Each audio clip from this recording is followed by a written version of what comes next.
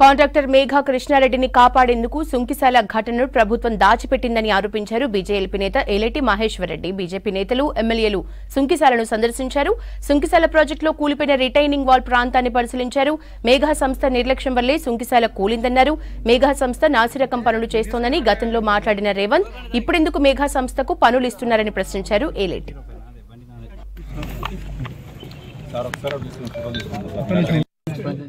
21లో దాన్ని 1500 కోట్ల రూపాయలతోటి దానికి అనుగుణంగా మళ్ళీ వ్యయం మార్చి 2215 కోట్ల రూపాయలకు అంచనాలు పెంచుకొని మరి టెండర్ ద్వారా సంపాదించాలని చెప్తున్నటువంటి మేఘా కృష్ణారెడ్డి గారు ఈరోజు మరి ఎవరి పర్మిషన్ తోటి మీరు ఆ టన్నల్ ఓపెన్ చేశారని చెప్పేసి అడుగుతా ఉన్నాం. ఇక్కడ అధికారులను అడిగితే మాకు తెలియదు, మా పర్మిషన్ లేకుండానే టన్నల్ ఓపెన్ చేయడం వల్ల కూలిపోయిందని చెప్పి మీరు చెప్తా ఉన్నారు.